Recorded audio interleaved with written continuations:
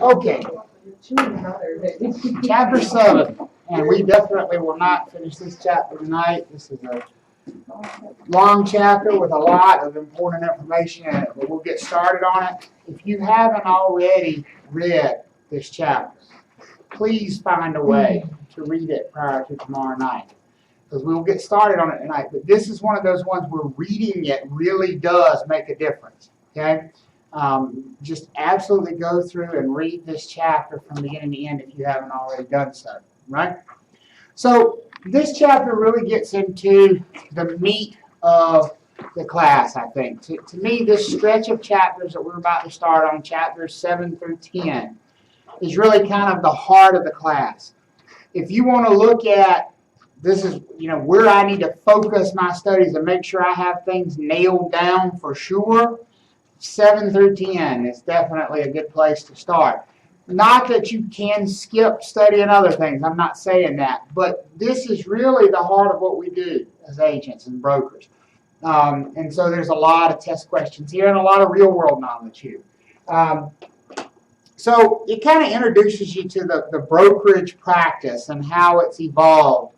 And you'll hear me a lot as we go through this chapter talk about how things have changed and how a lot of the rules that we have that we're going to learn in this chapter have come from the changes in the business over the years. But for right now, what you should understand is that the real estate business itself changes almost yearly.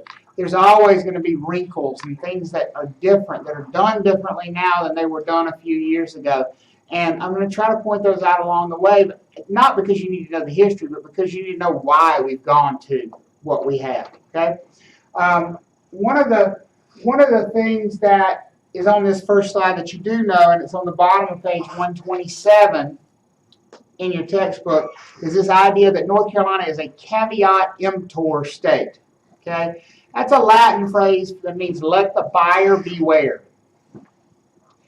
Let the buyer beware. Now, I want to point out something important. This has nothing to do with you. Every real estate agent in the history of the world who's ever gotten in trouble for not disclosing something starts screaming, caveat emptor, caveat emptor, caveat emptor, let the buyer beware, let the buyer beware. It was their fault. They should have known. Here's what caveat emptor means. When a buyer and a seller are working together on a transaction, it's the buyer's responsibility to know everything. When I said who was working together on a transaction, did I say anything about real estate brokers? No. Caveat emptor does not apply to us, folks. Why do people hire real estate brokers? To be what? Aware. To be aware, to be the expert, right? We as the expert cannot simply go, buyer beware. No, it doesn't work that way. We never are exempt from knowing this stuff and disclosing this stuff. Let the buyer beware only applies when it's just a buyer and seller. Has everybody got that? So even though we say North Carolina is a buyer beware state, I have another phrase for us. We're a broker beware state because it's us who's on the line. It's us making these disclosures. It's us who's going to have to be responsible ultimately. Okay? So, page 128, you've got the law of agency. The law of agency is not some law you can look up. It's really a big group of laws that govern one person representing another person in some endeavor. The law of agency doesn't just cover real estate agents. It covers anybody who represents somebody. What other profession can you think of where you hire a professional to represent your best interest? Taxes. Taxes, we hire accountants, right? What else? Financial analysis. I'm sorry? In acting, you hire an agent, right? Financial, you hire some sort of financial analyst or financial advisor. Sure. You've missed the biggest one. Attorneys. Attorneys are governed by the law of agency just like we are, right? Anytime you hire an expert to come in and represent your best interest in some kind of a transaction, we're talking about this law of agency. Okay? So, we're going to talk at length about representing people. and agency relationships. And that's another good point. Anytime I say that word agency, I want you to mentally insert the word relationship behind it. I mostly do it anyway. I've kind of conditioned myself now. It's hard for me to say the word agency without saying agency relationship.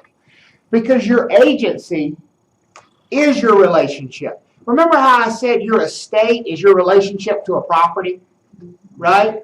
Your agency is your relationship to a client or to a person. So if I go up to a real estate broker and I ask them, what's your agency in this transaction? What am I really asking them? Who do you represent? That's what I'm asking them. Are you on the buyer side of things or on the seller side of things? The question here is, who do you represent? That's what our agency relationship is. Notice how it just flows. I just say agency relationship. It's built in there for me. We've got some definitions, and they're in your book on page 128. And you do need to know all these. These are important words. These are words that are going to be used a lot. And unfortunately for you, you're going to misuse them sometimes. I've misused one of them in particular up here numerous times because I try hard, but it's hard to get out of the habit of doing it. That first one up there is one that we all misuse all the time. I've misused it tonight. I caught myself doing it. I tried to correct myself right afterward. I put an and in there. I said, we as agents and brokers, right? I should not use that word in that context. Because in this class, that word agent does not refer to you as a real estate licensee. What is the correct terminology for you as a real estate licensee? A broker or provisional broker, right? Agent is a different thing because agent is a legal term, and legal terms have legal meanings, very specific legal meanings, right?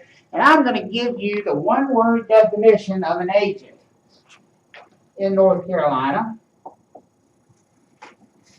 In this state, can't write tonight. The agent is the firm. Your book says the agent is the individual who's authorized and consents to represent the interest of another person. It's too complicated for me. Who's the agent? The firm. First, foremost, and always. So, if I ask you a question like, do real estate brokers represent clients, what's your answer? No. Who represents clients? Real estate firms. Who do the clients belong to? The firm. If a broker leaves a firm, what happens to the clients? They stay with the firm. If a broker leaves a firm, what happens to the listings? They stay with the firm. Who represents the clients? The firm. That's an important lesson right there. You've already learned it. The firm is always the agent. When we talk about somebody's agent for the rest of this class, we're really talking about a firm because that is the thing that does the representation. Brokers do not represent clients in this state. Firms represent clients in this state. What do you think brokers represent? Their firm. I'm not an agent of my client whose house is for sale. I'm an agent of what? Pan Realty. Who's the agent of the client? Pan Realty is. So the client has hired Pan Realty. They didn't hire Travis Everett. They hired Pan Realty. And then Pan Realty did what? Hired me to handle that transaction. Does that make sense? That's the way it legally flows. It always flows back through the firm, which should tell you something about which way the money flows. Where does the money go first? To the firm. First, foremost, and always. So if you get a question about a broker being paid directly by a client, what's the answer? No. Cannot happen. Cannot happen. The legal relationship flows through the firm. The money flows through the firm. Okay, we got that? So the firm is the agent. That's the thing that represents the client. Oops, sorry, I didn't mean to click on that. Subagent. That is the agent of an agent. That's your broker. Diane just said it, right? Well, if the agent is the firm, and the subagent is the person representing this person, who did we say represents the firm? The broker.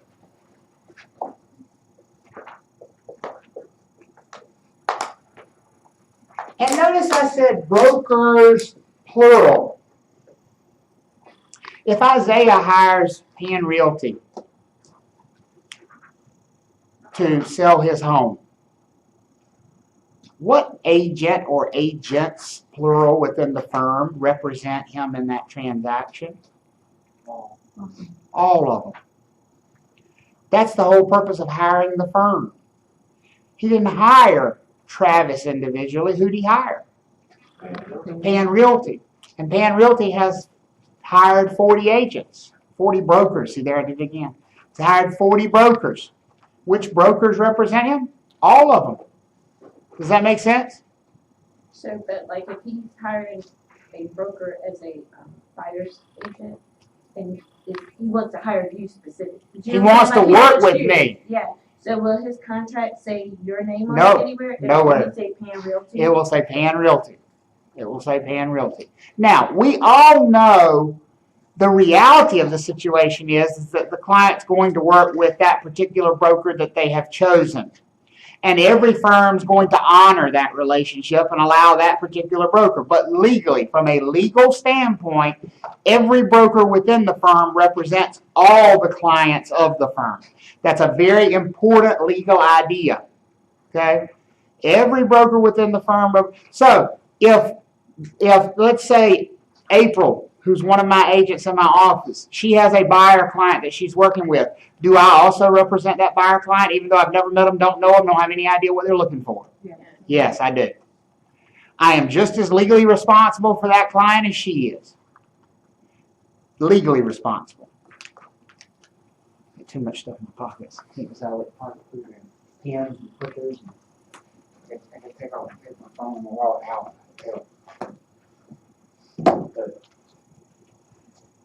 Now forget that over there. All right, so we get on agent and subagent. Principal. This is our client. The principal is the client. Those words are used completely interchangeably. This is the person that the agent represents. The person that the agent, which is who? The firm. See, I didn't mean agent in that context, right? I meant it as agent right there, right? This is the person that the agent / firm represents. I get it right every once in a while, Tank. Good that you're trying to catch me on that. I'll do it soon enough. This word agency, again, that just means our relationship, right? That's our relationship to the client. If we ask for your agency, we want to know, do you represent the buyer? Do you represent the seller? What's your deal here? How do you relate to this transaction?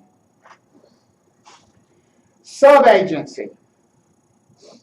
Subagency is a secondary relationship. So the firm has an agency relationship with the client, right?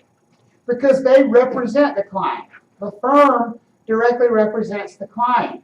The brokers have what we call a subagency relationship with the client because they don't directly represent the client, but they represent the firm, which in turn represents the client. Is that too confusing? Yeah.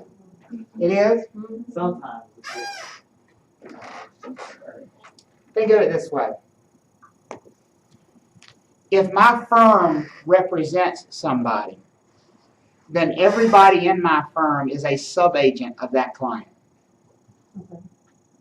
So if my firm represents Isaiah in the sale of his home, every one of the brokers whose license is home with my firm is a subagent of that seller, Isaiah. They're not an agent of Isaiah, because who's the agent of Isaiah? The firm. They're agents of the firm, right? And if they're agents of the firm, and the firm is an agent of Isaiah, then they are subagents of Isaiah. Because they're the agent of the agent. Does that make sense? Yeah. Are we okay on that? Now, I want to point out this word subagent is generally used in a very specific context, okay? If you see the phrase subagent of the seller. Jesse is a subagent of the seller. Will you see that phrase, Jesse, on test? Yes. Oh, yeah. Yes. Take it from the people who've seen it before, right? You will see that phrase. Jesse's a subagent of the seller. I want you to put it in your notes. That has a very specific meaning in that context, okay? This is a broker who is working with a buyer. That word with is important. Working with a buyer. But they are not representing that buyer. They are actually representing the seller. So when you see that phrase, subagent of the seller, well, it's right there who they're representing in the name, right? Subagent of who? So who do they represent? The seller, But who did I say they were working with? the buyer. They're working with the buyer. Working with them, but working against them. And people say, oh my God, how could that happen? New homes, they're always. Diane just nailed it right there. New homes. When you walk into a new home subdivision, who do those people work for? Developer. The developer, also known as the who? The seller. Whose interest are they looking out for? The seller. Who do they work with all day long? The buyer. Buyers. That's why when you buy those are great. Right? They work with the buyer, but they work for the seller. That phrase, subagent of the seller, that's what it means. When you see that in a test question, when you see that on a form, you should immediately recognize that as a situation where this agent is working with the buyer and, yes, helping the buyer. Please do not think you cannot help somebody that you don't represent. Of course you can. Now, that doesn't mean you help them to the detriment of your own client, right? You don't help them get a better deal because they'd be working against your client. Helping them might consist of answering questions for them, helping them choose countertops, particularly if you help them choose the more expensive ones, right? So Helping them fill out the contract while not giving them advice on what they should and should not sign. Isn't that helping them? Do on-site agents do that all the time? Absolutely. And I'll give you a little insight into our business. If you back up 25 years, everybody was a subagent of the seller. Because guess what didn't exist? Buyer agency. 25 years ago, there was no such thing as buyer agency. Buyers didn't have representation. Who did everybody represent? The seller, period. That's where calling off the sign came from, folks. When you call off the damn sign in front of the house, who are you calling? An agent that represents you or an agent that represents the seller? Seller's agent. Right? And 25 years ago, that's how most houses were sold. People saw a sign, they called the phone number, the agent whose name was on the sign came out there and showed them the house. Now, who do they represent? The seller. Who are they working with right there, though?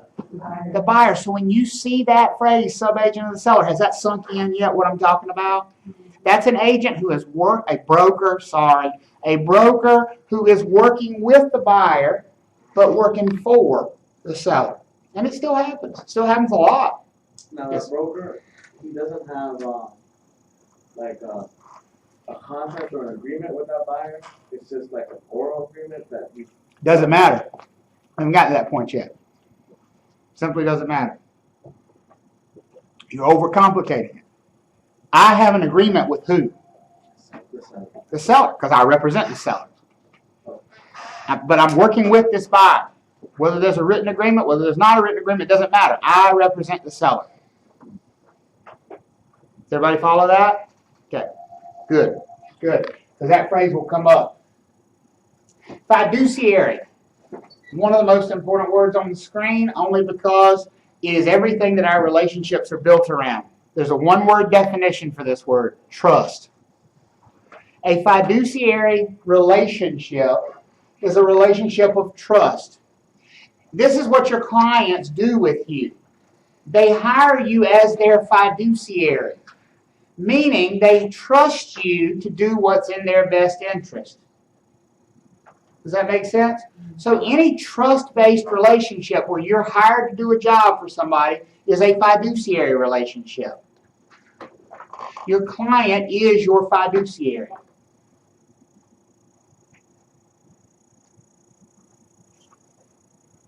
Obviously, we talked about client, principal, same thing.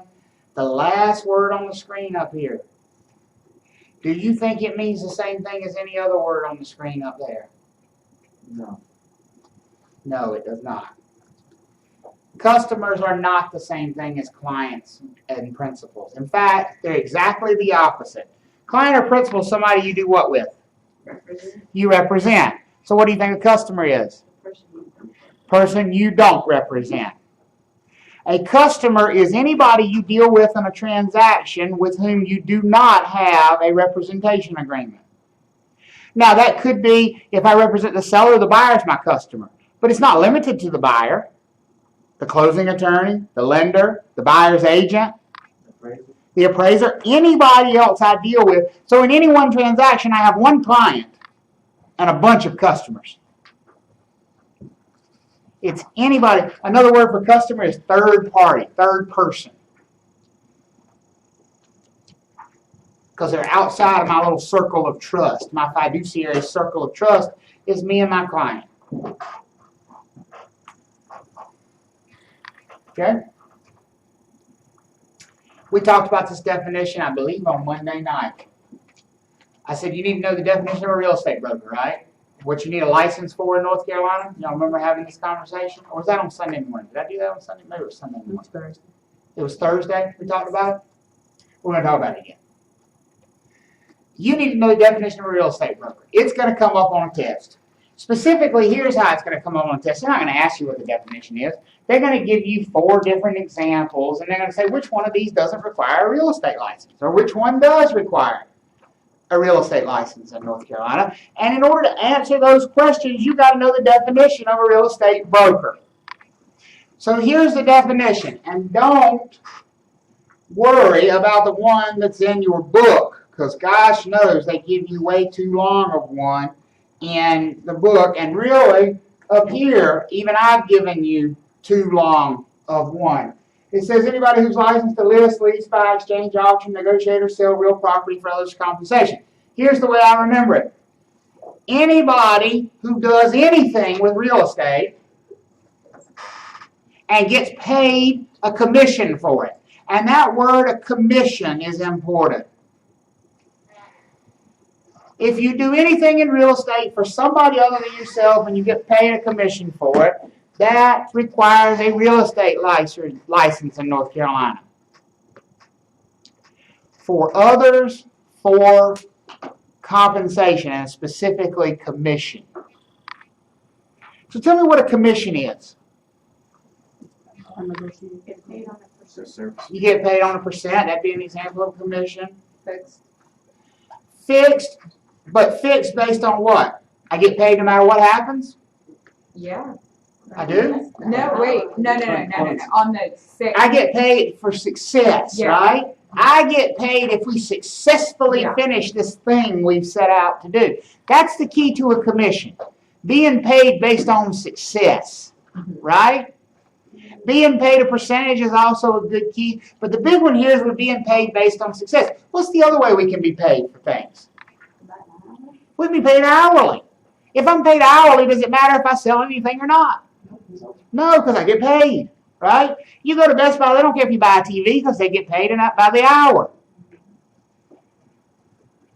You come to Travis, I care if you buy something because I get paid based on success, right?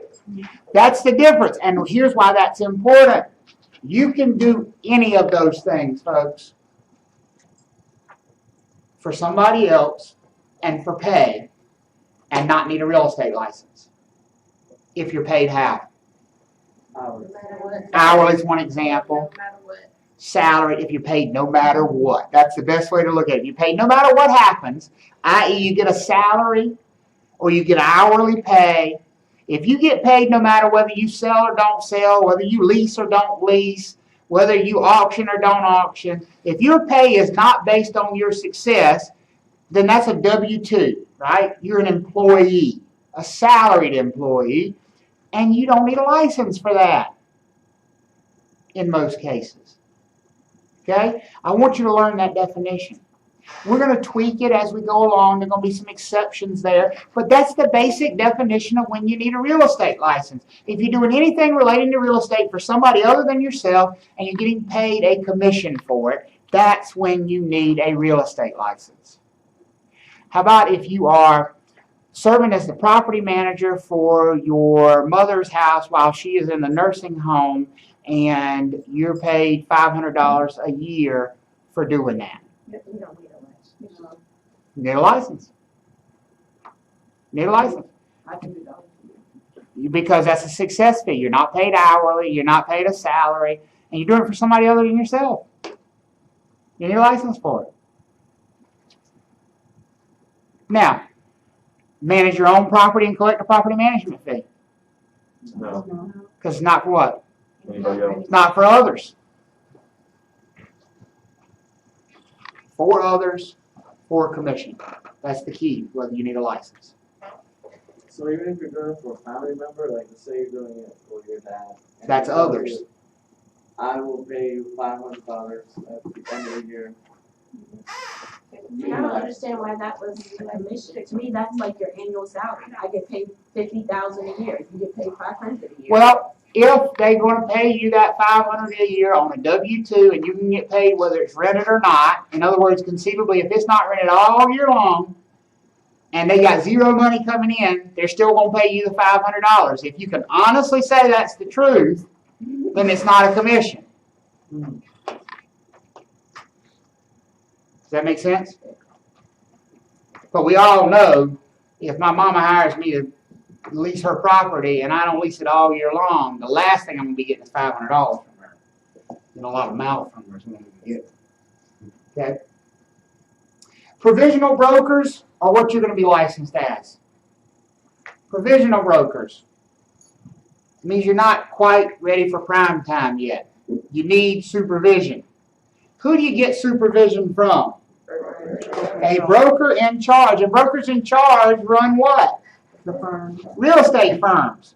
Every real estate firm must have a broker in charge. That's an important rule you need to remember. Now, who did I say represents clients in this state? Firms. The agent, which is the firm, right? So let me ask you this question. I'm going to give you a rule, and you tell me how it gets applied. I said as a provisional broker, you need supervision from a broker in charge, right? I didn't say anything about full brokers needing supervision from a broker in charge, did I? No. And that is true. Full brokers do not need supervision from a broker in charge. A full broker can be on active status and have their license on active status. And here's what active status means. You can get paid. That's what active status boils down to. If you want to get paid, you got to be on active status. There's some rules, and we'll talk about those as the class goes on. But what it really boils down to is if I'm on active status, I'm eligible to get paid, right? Remember, that was the whole key here. I'm getting paid a commission, so being on active status is what entitles me to be paid. As a full broker, I can be on active status and not have a broker in charge because I've gotten to a point where I don't need this supervision anymore. But most often as a real estate broker, what are you going to be paid for? For doing what? Selling. But what do you do to sell? I mean, like selling the house is part of the picture. What are you really doing though? Finding a buyer. Working. Yeah. You still haven't got to the heart of it. There's a person involved somewhere around here, like a seller.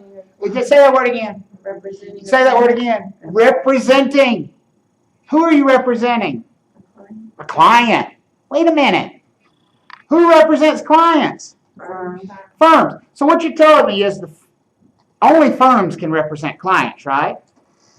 And in general, real estate brokers don't get paid unless they have worked on representing a client, right? So what do you probably have to be associated with in order to represent a client? A firm. And if you're associated with a firm, who do you probably have supervising you? A broker in charge. So what does that really tell you about who needs a broker in charge? Everybody. Pretty much everybody. So what's the purpose of saying full brokers can have their license active without having a broker in charge? They're called referral fees, folks. That's what you can accomplish if you want to be a full broker and have your license on active status and not have to have it hung with a firm and have a broker in charge. You're free to accept referral fees. Are you free to represent clients? No, because who represents clients? Real estate firms. That's it. If you want to represent clients, you have to have a broker in charge.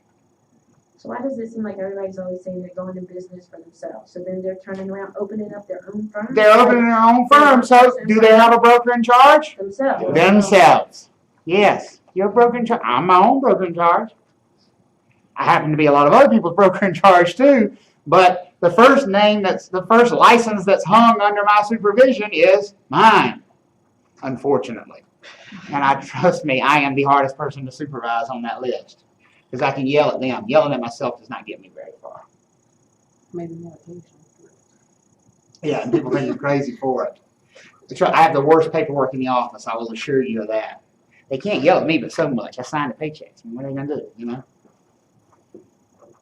All right? Everybody got that? So that you just kind of learned a little bit of insight into the rules about brokerage right there. What, active status accomplishes. Well, I can get paid. But if I want to represent clients, I've got to have what? A firm and a broker in charge. Okay? Even if that broker in charge is myself, there has to be a firm there. Yes, ma'am. So do you have to have your license to get a referral fee? Do you have to have a license to get a referral fee? Are you doing anything related to real estate for somebody other than yourself, and are you being paid a commission for it? See, that's why I like that definition, right? And so what's the answer? Do you need a license to get a referral fee? Yeah. Yes. So typically, what's the referral fee? We don't tell you that till you get on the other side. We hope. No, I'm just kidding. So we have to be careful before I answer your question, and I am going to answer your question. We have to be careful of using words like typically and commonly and normally, because we get into considerations with antitrust laws. There are antitrust laws, and we're not supposed to talk about like what we charge as a group or what the normal fee is and what people normally charge, because that sounds like price fixing and monopolies and all that stuff. I know that sounds insane, but it's a federal law. That being said, the most common thing you would see as far as referral fees would go would be 25% of the commission. That's a very common number. So, for example, if I was representing a buyer, I'm representing a buyer right now. I'm sorry, I have a seller. This is a listing. I'm representing a seller. I'm about to put a house on the market in Chapel Hill. It came from another instructor who is down at the coast, who happens to know this guy who wants to buy a condo for his daughter in Chapel Hill. Obviously, she's at the coast. She doesn't practice real estate in Chapel Hill. She knows me. She knows I do. She called me. She said, look, sell the house. Right? And I will send her, when it closes, 25% of the commission. I will send it to her firm. How do agents communicate the commissions with, let's say like a sub agent or something like that? How do they communicate it? Do y'all say, okay, look, this is my listing, we're gonna split the money. Do y'all sign something? How do we communicate how we're gonna share? Are Yeah, you how saying do we we- don't share nicely? Is that what you're saying? Just in case somebody You'd be comes exactly in. right when you said that. How do we communicate the sharing of the commission and how it's going to get split up? It's right there in the MLS. When you pull up the MLS, if you list a property in the MLS, Okay. one of the fields you fill in is how much you're willing to pay a buyer's agent. And Okay. it's right there. So when they pull up the listing, they see exactly how much their firm is going to get paid. Does that Okay. fluctuate a lot? Does it fluctuate a lot? The answer should be yes, of course, because we never price fix and we never collude on having the same numbers.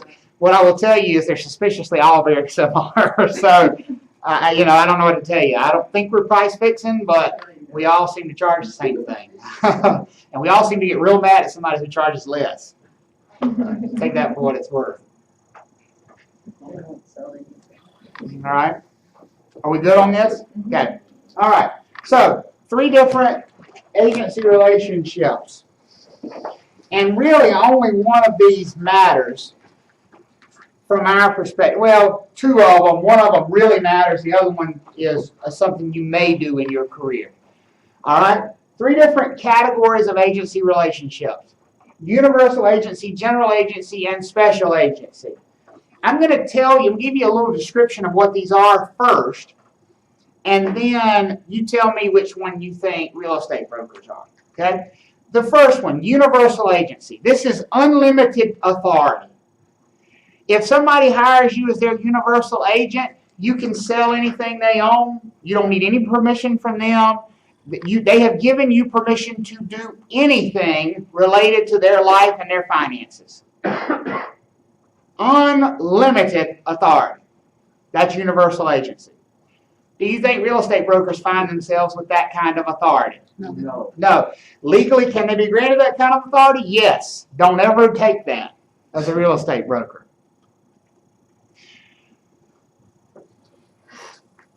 General agency, the second one up there. This is unlimited authority, but within a very defined, limited area. In other words, they've hired you for one specific thing, and they've given you unlimited authority in that one specific thing. Here's what unlimited authority means: the power to sign contracts that have their name on it. And they be bound by that contract. Do you think real estate agents find themselves here? No. No. Yes. People say no. 'Cause And it's most like- of the time, no is correct. Because the key here is sign contracts that they're going to be bound to, right? Think about selling somebody's house. Do you get to sign the sales contract that they're bound to? No. No. But there is one area of real estate where you would have this authority as a property manager. As a property manager, you're given pretty much unlimited authority for that property. That means most of the time it's not the landlord signing the lease. Who is it signing the lease? The property manager. Who's bound by the lease, though? The landlord and the tenant. Even though the property manager is the one doing the signing, it's the landlord who's bound by it because they've given them that authority. That property management agreement gives them that authority. Who gets to decide how much the rent is? The property manager. Because they've been given that authority. Remember I said it's unlimited authority for this one thing. And that one thing would be this property. Now here's the key. Does a general agent have any authority over the other dealings of that person? No. No. So like if I'm their property manager, can I go sell another property that they own? No. No, I don't have any authority for that property. But I have unlimited authority for this property. Does that make sense? That's the one time you see yourself in general agency. That leaves special agency. Here's how much authority that you have as a special agent. None. None. You have the authority to do and say what they tell you you can do and say. You have no decision-making authority. And most agents would be well served to remember that because they do it all the time. Folks, let me caution you about what decision-making authority means. If somebody presents an offer to you, some other agent brings you an offer and you tell them, look, I'm not even going to present this because this is a joke. Haven't you just made the decision about that offer? Yeah. You don't have that authority as a special agent. What do you have to do? Present it. Now, can you tell your client, look, I wouldn't take this if I was you because it was a joke? Yep. Yes, that's providing advice. That's what your function is. But it is not your function to throw the thing in the garbage because I just know they're never going to accept that. I don't care if you do. It's your job to present it. All right? So special agents have no authority to make decisions. What they have the authority to do is convey what their clients have given them permission to convey. And to work on their client's best interest, to advise their client, give advice. But at the end of the day, you got to do what they say. You don't get to make the call. I wish we could. It'd be a hell of a lot easier to sell a house if I could just sign a contract for them. But oh no, you will take this deal. This is a good price. This is your number right here. And my clients who haven't taken deals over the year would probably come back and say they'd be a lot better off if I had that authority. Because most of the time, if I tell you this is the deal you should take, magically it ends up being the one later on that you should have taken.